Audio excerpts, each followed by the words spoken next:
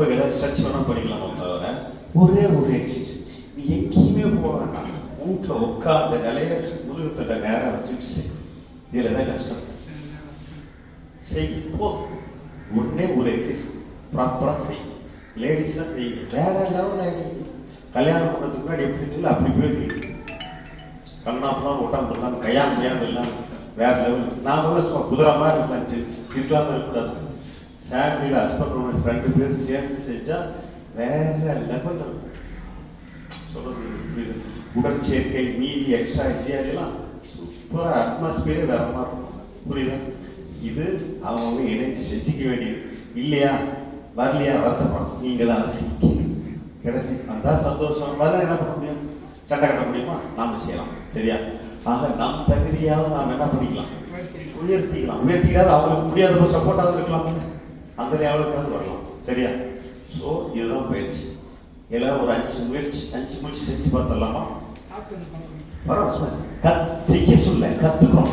லைனி வலது கால் கீழே இல்ல உட்கார்ந்து இருக்கீங்கன்னா வலது கால் உள்ள இடது கால் வெளியே. இது வலது காலா? வலது கால் வைக்க இடது கால் படி. சரி சும்மா இப்படி வச்சா சார் இது வந்து வலது கால் வச்சிருக்கேன். இவ்வளவுதான். புரியுதா? அவ்வளவுதான். கையை சின்முத்திரை வச்சிருக்கேன்.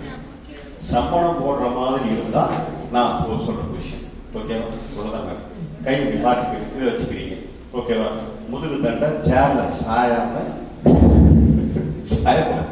முதுகு தண்டை நேரா நீக்கணும். சரியா? ஸ்ட்ரைட்டா நல்லா நேரா முடிஞ்ச மட்டும் நேரா. சரியா? வச்சுக்கிட்டு நம்ம காலை வடிச்சு போறேன்னா வலது கால் உள்ள போயிடணும், இடது கால் மேல வெளியே வரணும். புரியுதா? சாப்பிட்ற கால் உள்ள போயிடணும், லெப்ட் ஹேண்டு முன்னுக்கு வந்துடும். இப்படி தெரியுதா? இது வந்து இடது கால், வலது கால் கீழே போயிட்டு. சரியா? புரிஞ்சிக்க நல்லா. ஏன்னா இதான் ரொம்ப முக்கியம்.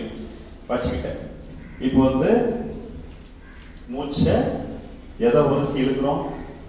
தொண்டையை உரசி இன்ஹேல் பண்றோம், தொண்டையை உரசி எக்ஸேல் பண்றோம். ரைட்டா? ஒரு 5 மூச்சு செய்வோம். சரியா?